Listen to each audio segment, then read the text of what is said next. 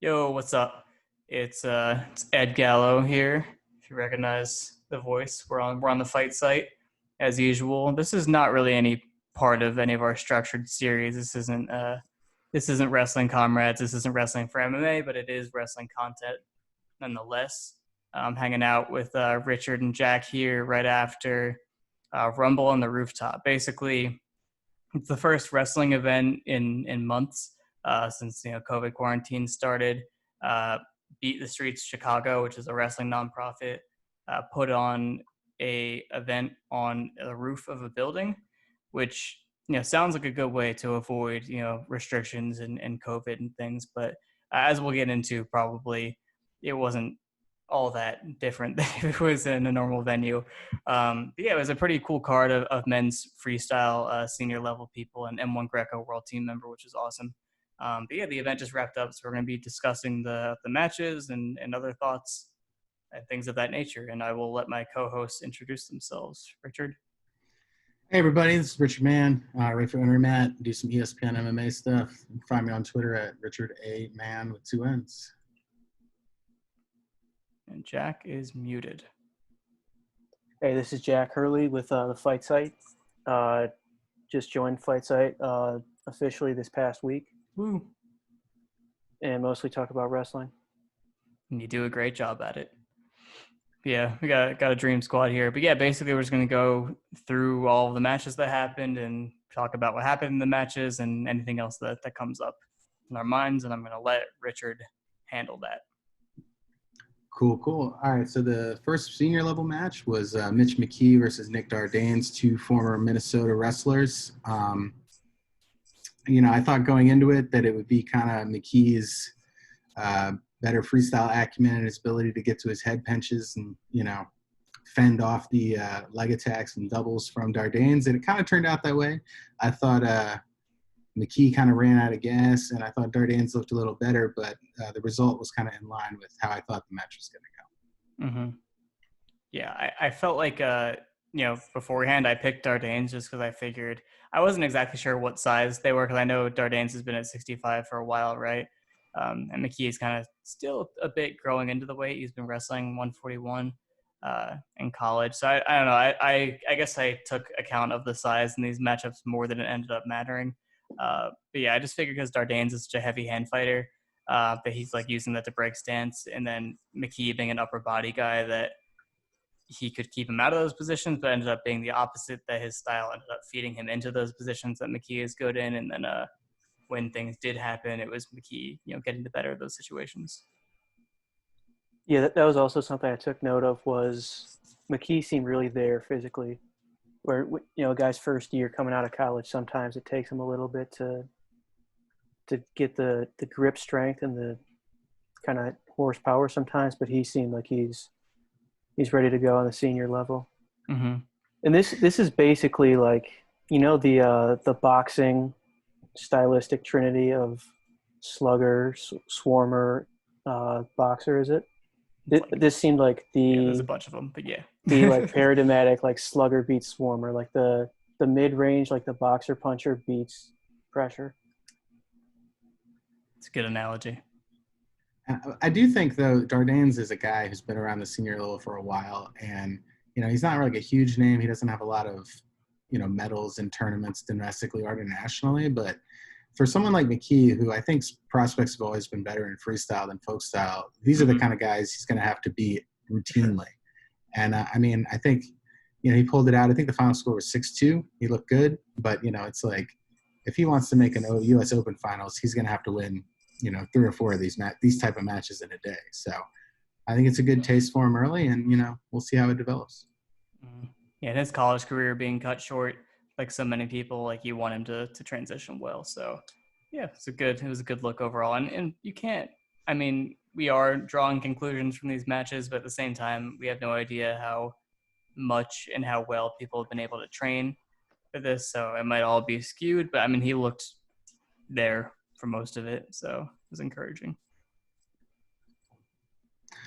All right, so we're going to move on to the next match, which was Brett Farr versus Zach Brauneigel. I thought this was one of the bigger upsets on the card. Farr was much more accomplished during his collegiate career. Brauneigel, I believe, is a redshirt sophomore still at Illinois.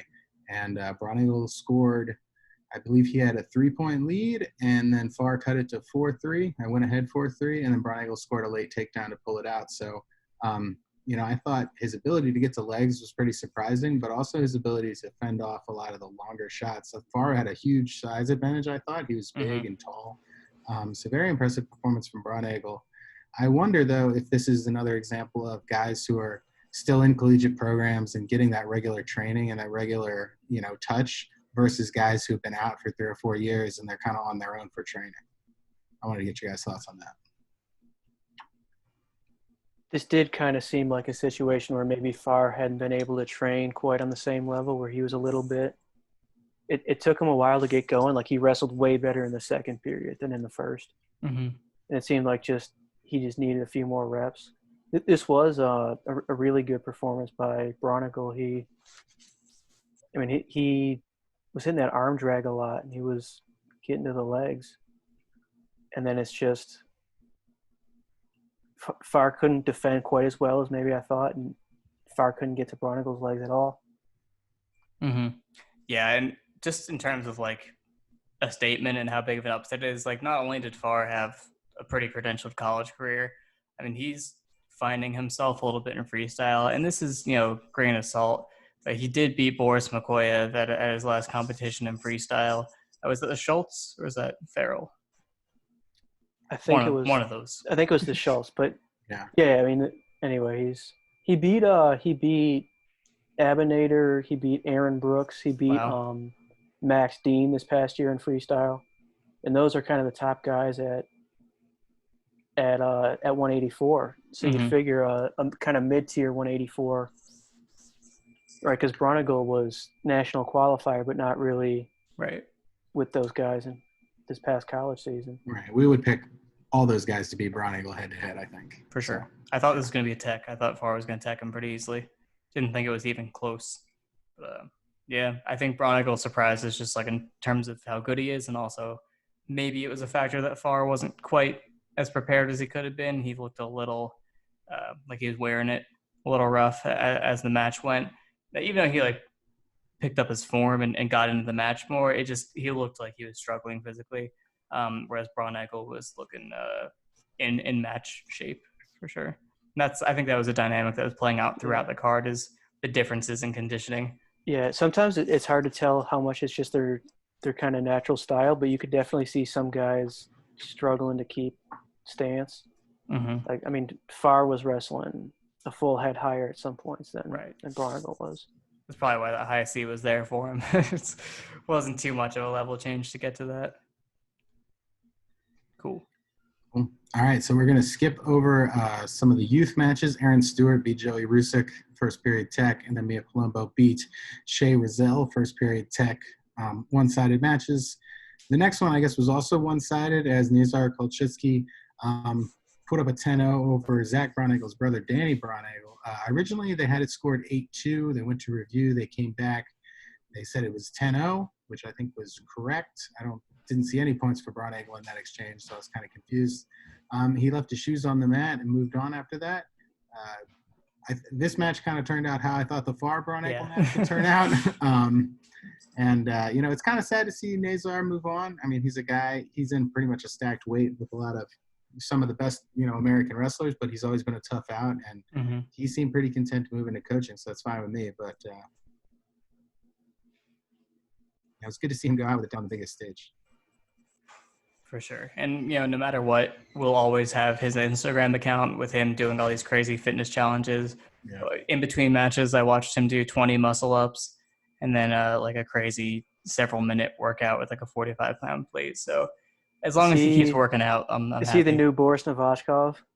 Yeah, but his are they're crazy workouts, but it's like a normal person doing hard workouts versus a crazy person doing a lot of things. He does what Novachkov does with knives and nunchucks. He does with weights. It's basically, I guess, what you would say. That's a good comparison. Did Nazar immigrate during high school? Yeah, he was 15 or 16. He came over from Ukraine.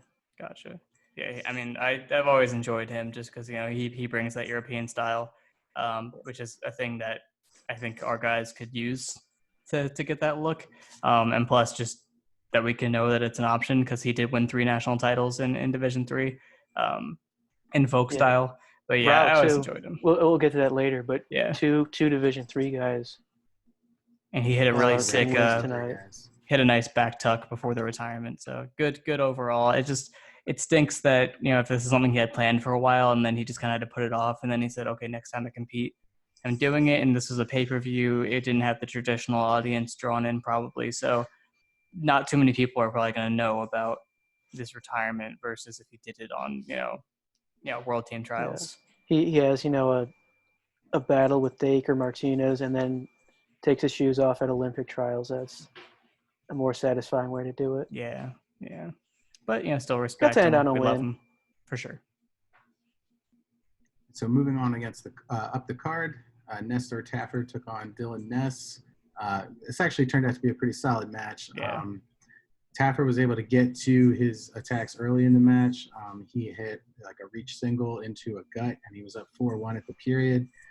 Ness got a questionable 5-point throw. I would not have called this a 5. I didn't think it was close. But after that, it was pretty much his match, and he won going away 10-4. Of the guys on the card, I will say Ness probably looked to be in the best physical shape. He seemed to have wind. He seemed, that his body was in a good place. So, whatever his training situation was, he seemed to be more with it than some of the other guys on the card. Mm-hmm. It's weird because Ness is a guy that I've considered falling apart and being held together with duct tape for all these years. At the end of his college career. Yeah. Exactly. I didn't think he'd ever be someone who's competing and doing well in freestyle. I thought he's kind of done.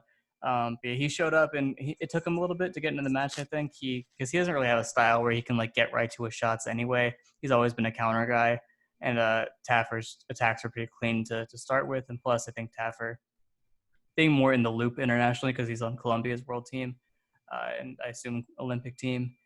He's probably been in the cycle more often. He's probably a little sharper. And I think Ness had to shake the rust off a little bit there. But yeah, once he started getting to his counters, he almost hit that. What do people call it? They call it gator bacon, but he had the head. Yeah, he had it. Yeah. He almost hit it. And I'd like to see him hit it with elevators. That's the classic, but he showed it a little bit. That's what I wanted. Because that's kind of his twist on it, is that he doesn't just do it when people are in on his leg. He does it off bottom. Mm-hmm. And that would have been a great way to win, but he had a highlight anyway with his 4. As Richard said, it was not 5. That scramble at the end, to get his last 2. What did he do there? I was looking away, and I look back, and he's shelving the leg, and he's turning back into him with the single. So he hit Nestor. I want to say he was draped over the top. Yeah. Yeah. And he sort of did the Seth Gross thing where you dive all the way over so that they don't have your legs anymore. You dive behind them. And then he came up to his feet, and then he had the whole. Yeah, because he had the ankle already when he was draped over top, and I think he just kind of picked it up. And I think he had another just straight ankle pick after that. So, Yeah. Mm-hmm. Yeah. In the final minute, he had those 2 takedowns, which was nice. Yeah, he was looking good. So hopefully, next time things start to pick back up for team selection process, that we get Ness in there and get to see him wrestle some more. Because I always enjoyed him a lot when he's wrestling from Minnesota. So more Ness is good, and he was in sick shape for sure. He looked great physically. Yeah, I think going up in weight probably helps him just manage that a little bit easier. He'll be probably 74 for the trials. All right, so the next match was probably the wildest match. We ended up with 24 points on the board. Zane Richards and Zach Sanders. Going in, I thought that Zane Richards was going to have a pretty clear advantage. Zach Sanders is a guy who's been on the scene for a long time. He doesn't really compete very much, mostly a coach over there in Minnesota. But and Ed and I were kind of talking about this before we started recording, that perhaps the mat was slick here because it seemed like Richards was really close to scoring on his go-behinds multiple times, and Sanders was able to kind of snake out or even get to his own offense. So it was a surprising result in that it was very competitive. A lot of points were scored. Zane Richards did win as expected, but maybe some cardio work there too, because he seemed to fade even though he pulled out the match. Time. Yeah. Yeah, both guys seemed a little bit not completely dialed in. Like they'd get to a position where it seemed like they should score and just kind of not quite follow through. And I mean, they did well to scramble out, but it seems like if you're clicking, you'll finish that every time. What was cool though is the dynamic basically between Richards' approach and the counters that Sanders seemed to have prepared for it, because Richards is super into snap underhook and go from there and hit his throw bys and hit whatever comes after that. And more than once, I saw Sanders hit overhook shucks and like a whole bunch of fancy underhook counters. And then eventually he started pressuring straight in and hitting the high C off the underhook, which was really cool because with this, there was a small size disparity, and Sanders looked like he was carrying his weight, not ideally, so he was maybe a little puffed up, whereas Richards looked super solid, and just to see him come in on that high C and elevate him right away off that shot was super explosive. It was cool to see. I was kind of rooting for him as the match progressed, just because of how slick he was looking and how prepared he seemed technically. But Richards being almost completely gassed and still finding the go behinds and finding the attacks was pretty inspirational as well. So I think I'm going to write about this one just because it was a wild mess and there's a lot of cool stuff happening within the chaos. But yeah, I think technically it was definitely one of the more interesting matches, despite the slippery mat. Mm-hmm. Yeah, I think you have to give a lot of credit. That's really hard to do what Richards did, where you're starting to gas, you're not all the way there, but you hold it together. I mean, that could have been just a meltdown. He could have given up 8 points in the last minute, and he he managed his pace, didn't do a whole lot, but he kept wrestling. I think it's worth mentioning that Richards has been like traveling and competing internationally, even if he's not like close to making a team or being the rep. I think for 2019, I think he was World Cup. I think he was on that roster. And they like the U.S. kind of sent their C squad because it was in Russia, and I think they feared what would happen if they, if there would be foul play if they sent the A team. So they send a whole backup squad like Russia usually does to us. But those guys are great. They won duels, and I think Richards was there, and he's been at a few tournaments. So I think just having that additional exposure is super helpful in those kinds of situations. Like you get a ton more experience in those couple matches against that caliber of guy than you do, 10 years on the domestic circuit like Sanders has. A few years on him competing, but I think just the level made a huge difference. Yeah, I think the Illinois RTC, they've got Brian Medlin now, and he's kind of an underhook guy, and I think that's helping Richards a lot.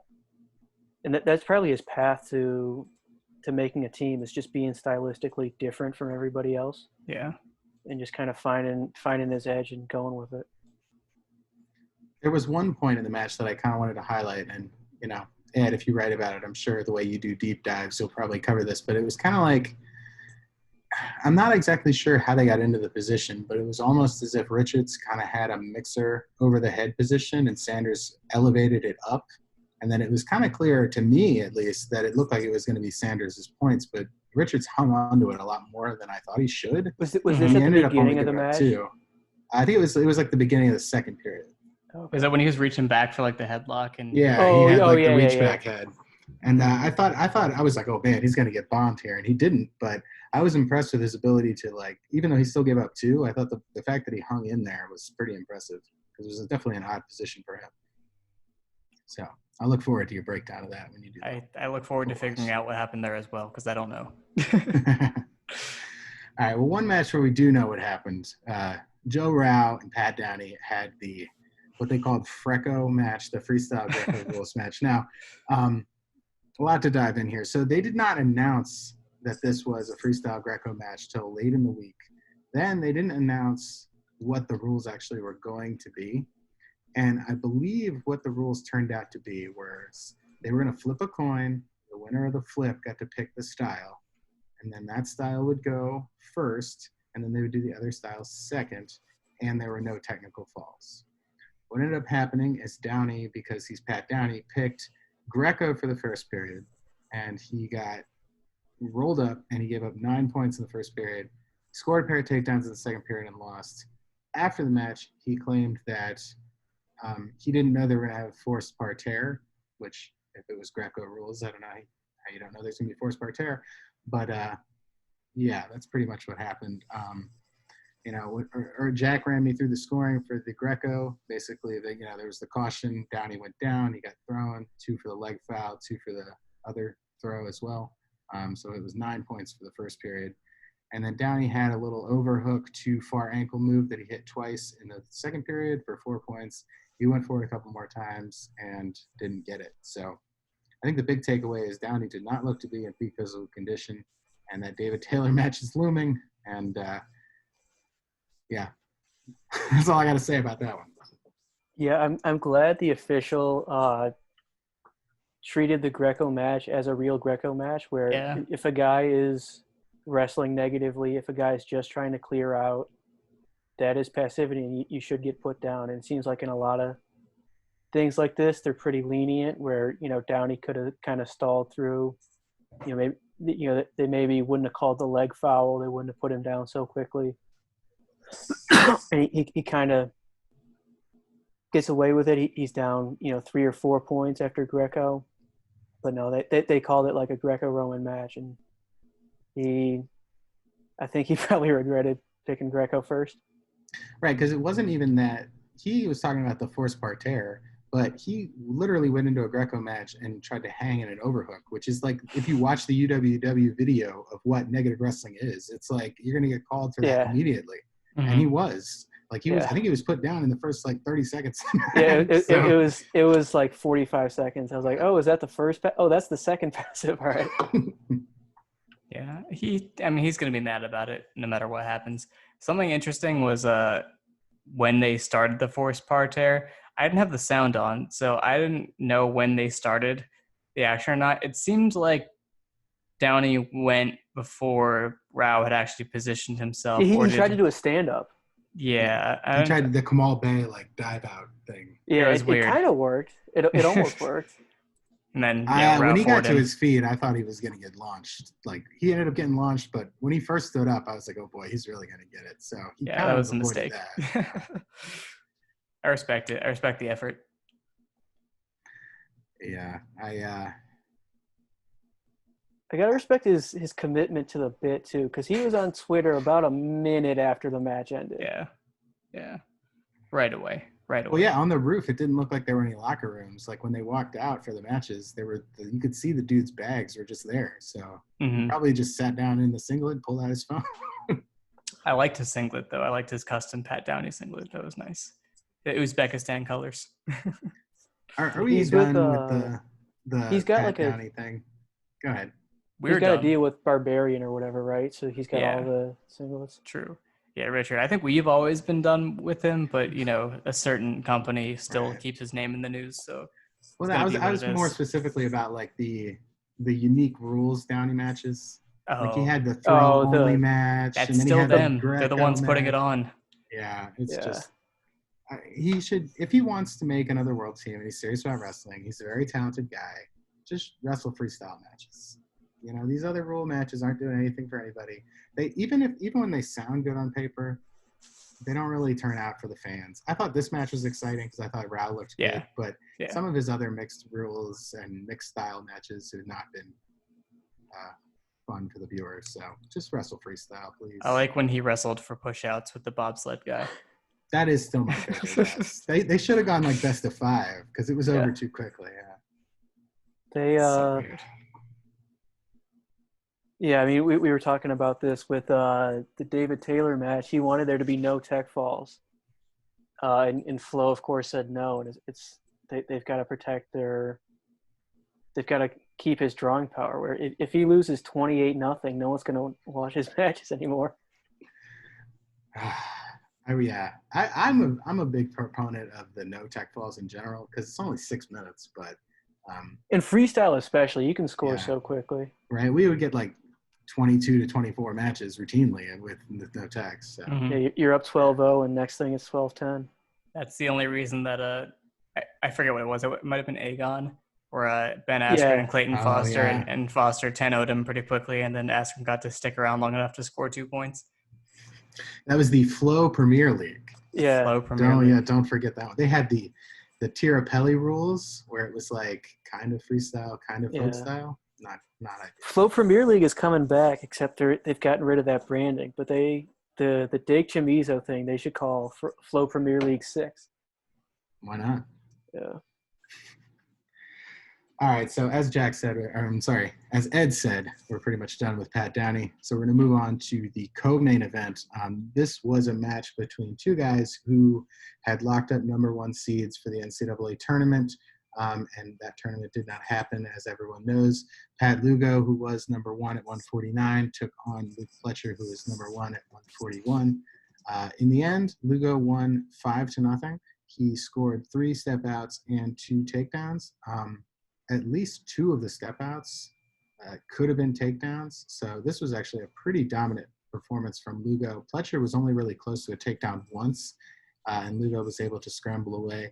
I'll say that I picked Fletcher going into this match because I thought that his ability to push the pace and string attempts together would give Lugo problems.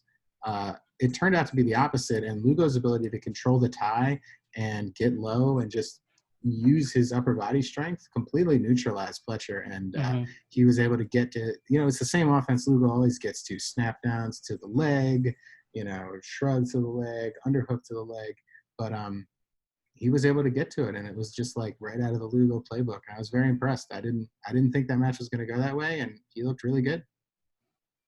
This was the one where I was like, yes, the size was definitely a big factor in this one. It's a 41 versus a 49, and the 41 it's a converted is a former 33. Yeah. So it was pretty clear that Fletcher's game wasn't working too well against a guy that's bigger than him, and plus just Lugo being able to control position. And Lugo was looking thick too. It wasn't cut down to 49 Lugo. That was a full size Lugo in the Sorensen singlet, which was a nice touch. Yeah, that's cool. Yeah, I picked Lugo because I thought he just holds position really well, and Fletcher mostly scores off of people getting themselves out of position with reattacks and with, he'll just circle one way and circle the other, and they just can't keep up. And I think this was one case where one guy wasn't quite 100%, maybe wasn't able to train. It seemed like Fletcher just wasn't as sharp as you'd expect him to be. Mm-hmm. Yeah. Like just not quite firing on all cylinders. And, you can't expect any of these guys to be firing on all cylinders right now, so it's okay. We're all right with that. What weight do you think Lugo would end up at? I mean, I don't think he's going to have a chance to qualify for the Olympics, but, I think he'll be 65. Yeah, I think he's 65, yeah. That's a tough weight. I mean, maybe he may spend some time at 70. Everything about him screams that he's going to do MMA, but now he's Iowa, and Iowa guys pretty much never do MMA, so I'm concerned. I want it bad. I think he'd be great. He's got the look. Especially the thing is he doesn't have, I think, much path to a team. Like, the reason Downey hasn't gone MMA yet is he got too good at wrestling. Yeah. And now he feels David like he's Taylor got a shot. got too injured at wrestling. Yeah, but he thinks he's got a shot, and so he's wanted to stick around. I think Lugo might go 2-2 at the U.S. Open and decide maybe there's somewhere else I could be making more money. Yeah. Richie Lewis was supposed to do MMA like 3 years ago, and it still hasn't happened. Don't know what his excuse is, but we want you in MMA. That is a Richie good point Lewis. you bring up, where it's like, if you're like a B+ guy, relative to the field, if you're like a B+ guy at 97 or 86, I mean, you're like routinely top 3. Whereas, some of these weights, like 65, 74, I mean, you could be like 9th or 10th and still be like, a solid guy. So it is kind of unforgiving in that way, domestically anyway. So we mentioned 65 might be the place for Lugo. One of the top contenders there, Jordan Oliver, was in the main event against Jason Nolf, who has been wrestling at 74. Both guys talked before this as it was going to be an exciting match, a lot of offense. It did not turn out that way. Oliver got put on the clock early in the match. Nolf got the point. Early in the second period, Nolf got put on the clock. Oliver got the point. They ended up putting Oliver back on the clock late in the match. Nolf got a second shot clock point, and then Oliver went for like a kind of desperation head pinch at the end. It didn't work out. Nolf took the match. I don't even think Oliver really committed to a leg attack in this match. Nolf kind of turned the pace up with his hand fighting. I think I don't think the size was a problem for Oliver from like a mass standpoint, but I do think that Nolf's like length and reach was giving Oliver a lot of trouble because he would routinely just double arm shove Nolf away to create the distance and get away from the hands, but then he would be too far to do anything offensively. And I think that just kind of threw him off, and he couldn't get to any of his leg attacks. And Nolf is used to operating from that kind of space, so it's like Oliver kept pushing him off, making him come toward him.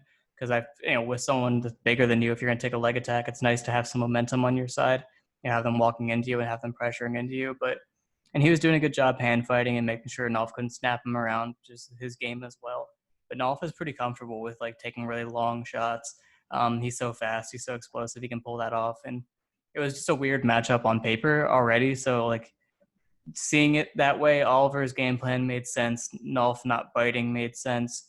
The officiating made sense. Like most of it made sense. It just kind of fizzled at the end, which is what happens sometimes when two guys do that. Although Oliver did almost try to cartwheel over the Wizard, and then he's like, "Man, you are too tall for this," and then he didn't do it. But it was right before the head pinch.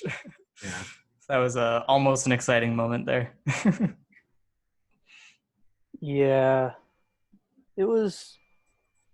Do you think they were like worried about the slippery mat? Because people were talking about it before. Oh, the mat's getting slippery. Oh, this is going to be really bad. And then it didn't seem like a huge problem, but it also seemed like Oliver just refused to commit hard to a shot.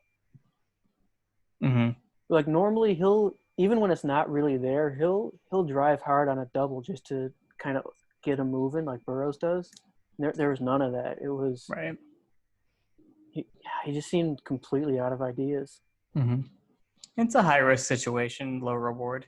Like you don't really get anything for beating Nolf. He's not in your weight class. Right. It's not like he wrestles like Zane. There's not really much carryover there. So you have a guy that can scramble really, really well. And maybe you don't want to take an outside shot or, end up in a situation where you're underneath him or in any weird positions. Like I think all exhibition wrestlers are probably still thinking about David Taylor, destroying his knee against Drew Foster. So it's like, how much risk are you going to take? And that match, the way it went down made sense. I just expected them to shoot. I maybe should have realized how well Nolf was going to be prepared, how much they were going to game plan for him. Because, I mean, Zane's had so many matches with him. Zane was clearly, well-schooled going into their series last year. And it makes sense that he would always come in with his right hand low. Sometimes he was going lefty stance, which has given Oliver a lot of problems. Yeah. With Molinaro and with Dake and with other guys. So that was the main event. It was kind of anticlimactic as these things go. I don't know if you guys want to touch on the show, like from a non-wrestling perspective. Just the production and stuff? Yeah, I mean, I don't want to bag on the event. I thought it was a good event. I enjoyed watching it. Just some things like no replays, not really understanding what the calls were. It was really tough to watch. The commentary table on the opposite side is the scoreboard, and they just couldn't see. Is that what was going on? Yeah. And I think that they said that at one point they said they couldn't even see a clock, so they didn't even know how much time was left. Yeah, Warner apparently couldn't see the clock, and he had the other guys telling him what was going on. Yeah. So Unfortunate. I mean, it is kind of one of those things. Like our sport is kind of young in that sense when it comes to broadcasting, but at the same time, with the technology available in 2020, you can have your graphics and have your commentators, like you can have that queued up, and unfortunately they didn't, and maybe that'll turn some people off. I mean, I don't want to be overly negative, but it was kind of tough to watch at times. Do you think did Fight TV, do they send someone to set it up, or is it like you do your production and Fight will stream it and they'll tell you how to make it go to their stream? Like the logistics are very confusing to me, how that was actually arranged. I'm not sure. Like who put that on? Because it did seem like one of the cameras was handheld, didn't it? The way it was moving. Definitely, yes. It was stationary and one handheld for sure. And I know that. I know that Fight does produce and broadcast a lot of foreign country things. So I think that's how I know. Right, they are picking up a lot of like just here's the stream. We're going to broadcast it. We'll collect the money and we'll split it with you. And I kind of thought that that's what this was going to be. But then you saw that they had the fight logo was all over, the roof. So they had a hand in it. And I think it's good if they do because, not everything needs to be a subscription service. If they want to put out for it, I think for a lot of people that's better than $300 a year or whatever Flow is now. But I mean, if they could just iron out some of that tech stuff and better prepare the commentators, I think it'd be fun. Yeah, in the future, like especially now that like Big Ten Network, for example, doesn't have their deal with Flow anymore.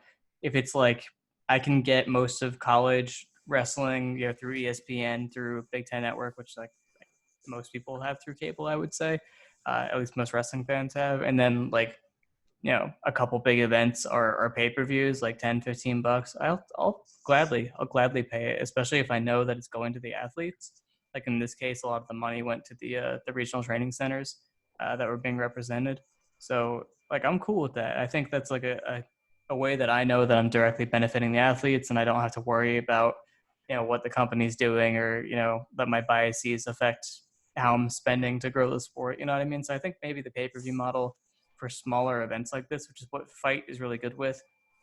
I've watched like $5 KSW events before. Like it doesn't feel like much of a commitment. Ryzen cards are usually $20. So it's like, I think those lower price pay-per-views are a good way to break into wrestling. A bunch of people in the Fight Site Discord bought this pay-per-view that aren't necessarily wrestling fans, and I ended up talking with them about it like while it was going on. So I think the price point was attractive. And in the future, if they want to do more events like this and they have more preparation for good production value, I think it could actually be viable as a way of athletes making money and regional training centers making money, and the sport being a little more business savvy. Yeah, so I think that's. I don't know if Jack, you have any other comments on the production? I think that's pretty much all I got. No, I mean, similar to what you guys said, definitely could have been cleaner, could have been smoother, but it's good to have alternatives. It's good to have different promotions offering different things. Hopefully we see more of these going forward. For sure. Cool. I feel like we're wrapping up. Correct me if I'm wrong. Sounds good to me. All right, cool. I think it's a good. We all produce content, so I think it's a good time to plug whatever you're producing. I already said. I think my next thing is that analysis or maybe something specific on Sanders and Richards. What do you got going on, Richard? Oh, there's a 2-week break, I think, for UFC. So I'm going to take that time and probably turn around some wrestling stuff. I'm working on, some stat collection stuff for the new college season if it happens. So, look for that coming in the fall/winter. How about you, Jack? I may do some sort of recap thing for this event, and we'll have to figure that out so we don't take each other's scoop each other, but hopefully some kind of something, probably looking at the more exciting matches on this card, and then probably nothing until the Dake Chamizo event in Texas. It's in a month or so. Yeah. We can do this again for that one. All right. That'll be fun. Let's do it. I'm down. All right, cool. Everyone listening, make sure that you are subscribed to the Fight Site YouTube channel. If you're not on Patreon yet, make sure you get on Patreon. If you're not in our Discord server, make sure you do what you got to do to get in our Discord server. And obviously follow us all on Twitter because that's where we do most of our talking. All right, cool. So I think we'll do this again for next event, and I'm excited to keep expanding the wrestling coverage on the site. See you guys later.